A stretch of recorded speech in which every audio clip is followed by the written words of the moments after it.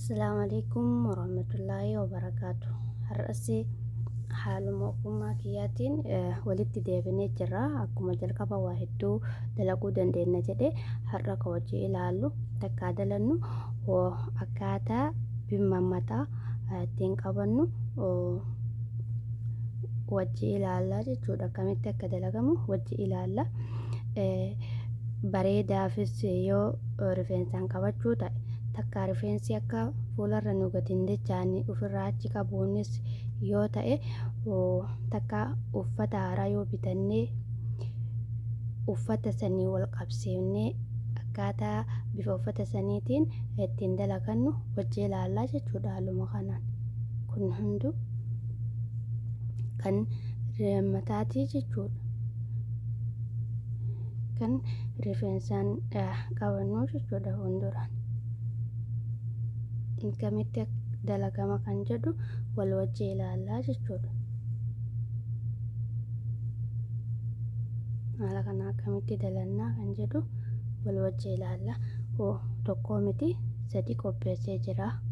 Sadanuu akkaataa dalagamu haala tartiiba isaatiin isin biraan ga'a.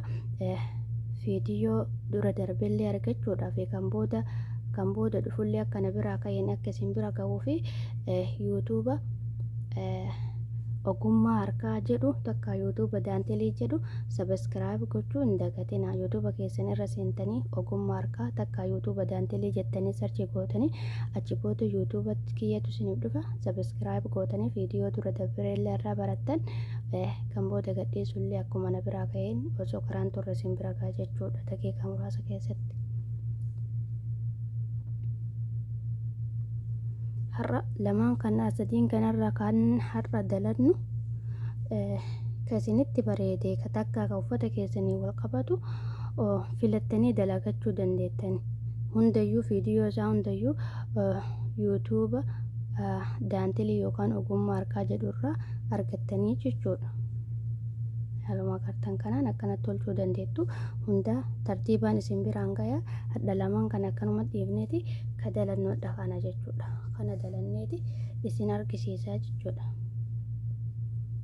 Haala agartan kana akkamitti ka dalagaa jedhu hundayyuu tartiibaa wal biraan ga'ennaa jechuudha.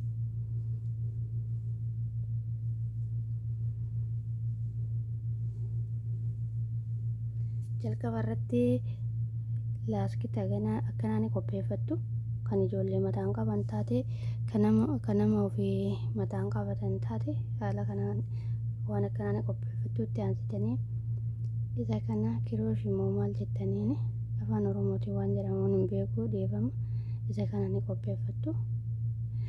Ammas itti aansitanii kirrii bifa barbaadan ni qopheeffattu jechuudha. Takka jibrii erga haala kanaan qopheessitanii booda finneetii akkana qabnaa jechuudha. Finnee akkana qabna jechuudha. Caafii yookaan qaccee ni qabnaa jechuudha. Caafii kirrii yookaan kirooshii kirrii yookaan jibrii haala kanaan qabnaa jechuudha. Akkanatti ni qabna. Takka yoo akkanas wallaaltan akkanuma qabna laal akkanumatti akkana ni qabna. Amma kam dalaguu deemna? Kana dalaguu deemnaa jechuudha.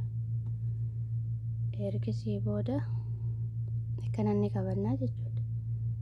Qabneeti akkanatti as baafnaa jechuudha.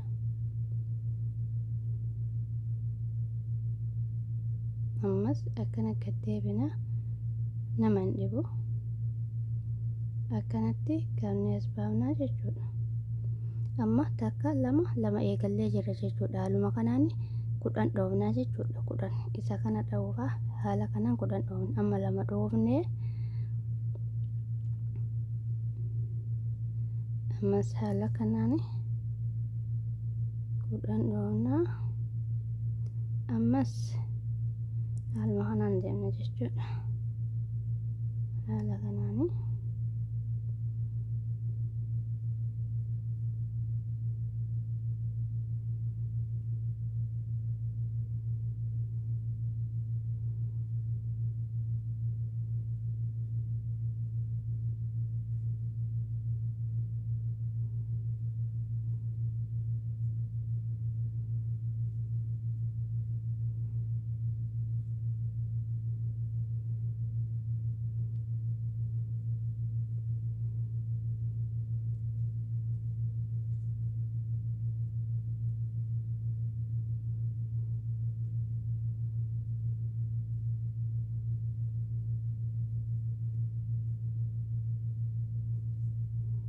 meeqa dhoofnee akka jirru ni mirkaneeffanna. Takka, 2, 3, 4, 5, 6, 7, 8, 9 takka qofa nu hafee jechuudha.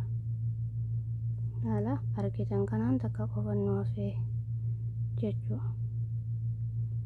Haala argitan kanaan amma takka, 2, 3, 4, 5, 6, 7, 8, 9, 10 amma erga 10 dhoofne maaltu nurraa eeggata? Akkana qabneeti akkanatti as baafnaa jechuudha. Ammas akkana qabne as baafnaa.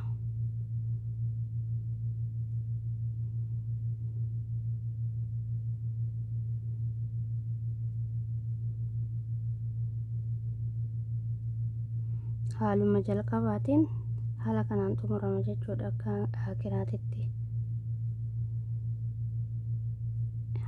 haala kanaan itti marraa. Erga itti marree booda eessaan seenna yoo jettanii akkanatti lama walitti qabnee akkana jala seenna jechuudha. Lamaani haala kanaan jala seenna. Haaluma amma seenuu kanaani seentan jechuudha. Itti marraa lamaan kana jalaan gas seenna akkana qabnee as baafna. Ammas lamaan kana jalaan qabnee achi seenna.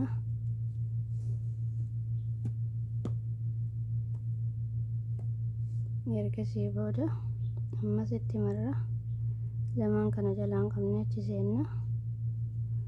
Ammas lamaan kana jalaan qabnee achi baasna. Haala kanaan jechuudha. Ammas takka itti marra asiin gas seenna jechuudha.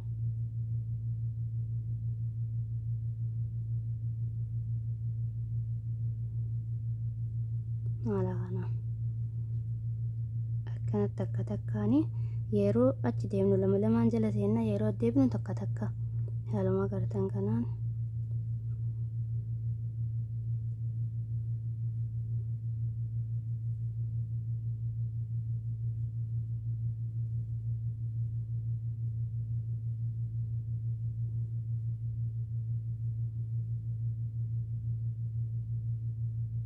haala kanaa jechuudha. Ammas akkuma duraatti marra jala seenna jechuudha. Akkana kanaan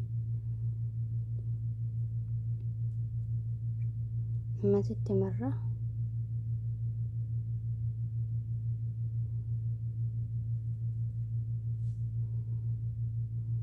ammas itti marra ammas itti marra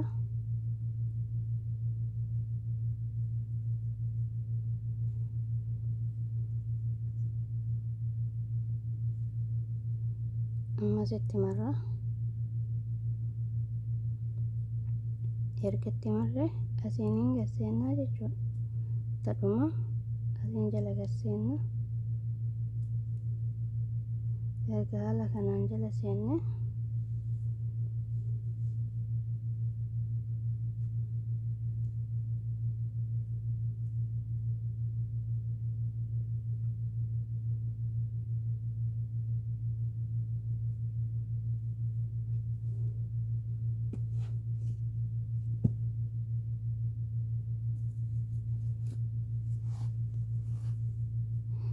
ergasii booda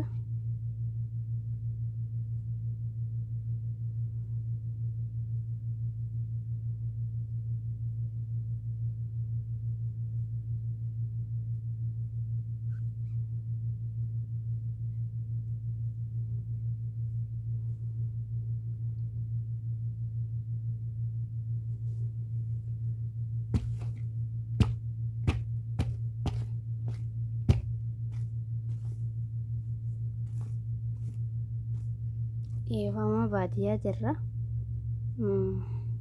Lafarra immoo nuti heddummaattu takka jirraa dhiifama natti gongorsiiste itti marra ni deemna jechuudha.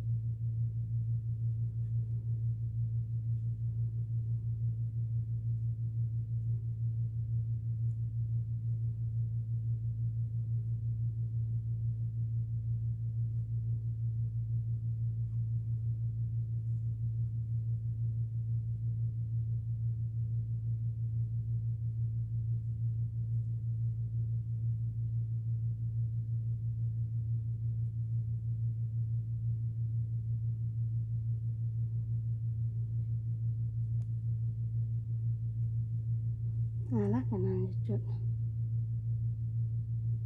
Haala kanaan xumurama. Ammas gad deebi'eeti irra ol deebi'ee isin agarsiisa jechuudha.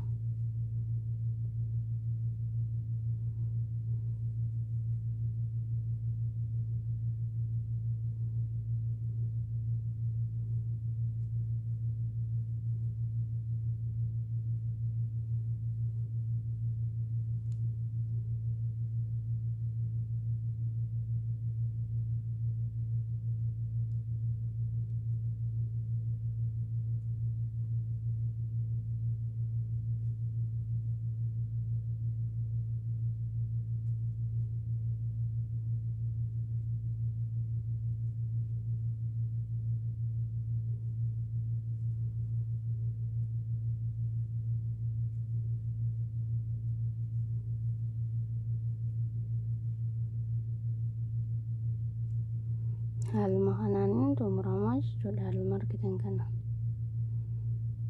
Haala kanaan erga dheeressitanii hanga mataa keessa wal isinii dhaqqabuun erga geettanii, erga hanga mataa keessanii wal isinii dhaqqabuun geettanii akkamitti walitti as deebifnee bakka kanatti cufna kan jedhu wal wajji ilaallaa jechuudha. Eegaa nama hanga kana dheeressee jira jechuudha. Hanga kana. Amma kun mataa kiyya wal naa dhaqqabaa jechuudha. Erga haala kanaan erga dheeressitanii asiin geettanii hanganaan geettanii jechuudha. Amma kunii fi kunis waluma qitaa jechuudha. Waliin qixxeessee jira. Ergasii booda gama kanaan akka goonu akkana walitti ni cabsinaa. Bakka kana keessa ni naqanna jechuudha. Ergasii booda erga akkana qabnee booda jechuudha walitti cabsinee asiiniin jala gaseennaa jechuudha. Ergasii booda akkanatti as baafnaa jechuudha. Ammas asiin gaseennaa qabnee as baafnaa jala gaseennaa ammas akkanattiin jala gaseennaa.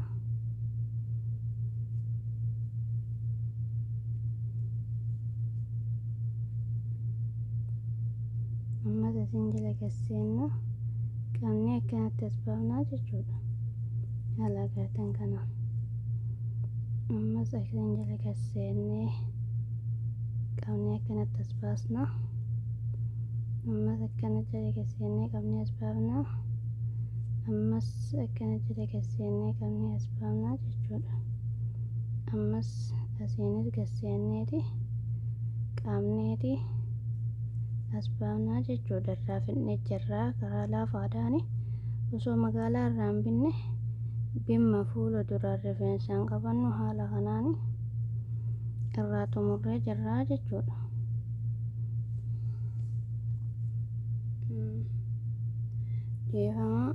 Dhiifama ammas itti deebina.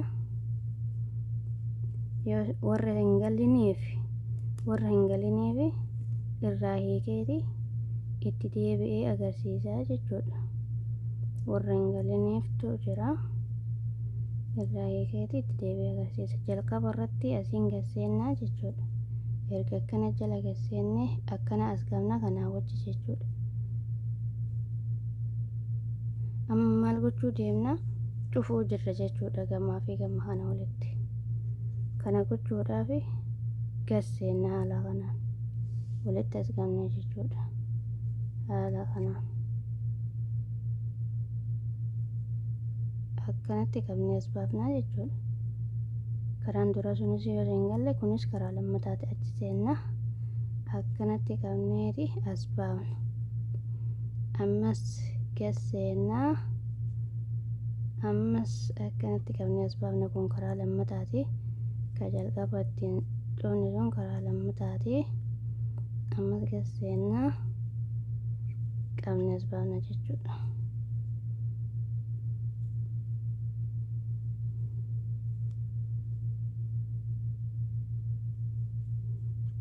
Haala kanaan karaa lamaanuu salphaadha jechuudha. Haala kanaan tolfannee jirra. jechuudha. Amma akkanatti as baafneeti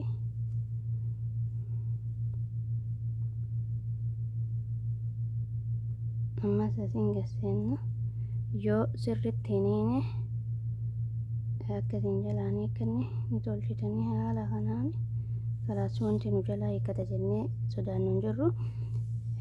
Maqiisa fiddanii asirraa murtaniiti ergasii booda caafii hafti amma maqiisa biraan qabu waan taatee bakka ittiin baadiyyaadhaa keessa akkana gaddeebiftuu jechuudha. As keessa gaddeebiftuu caafii hafte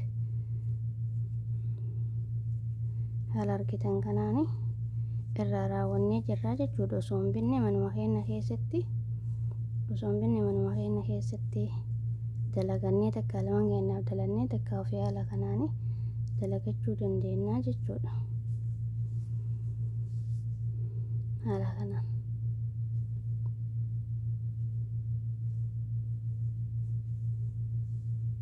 haaluma argitan kanaan jechuudha.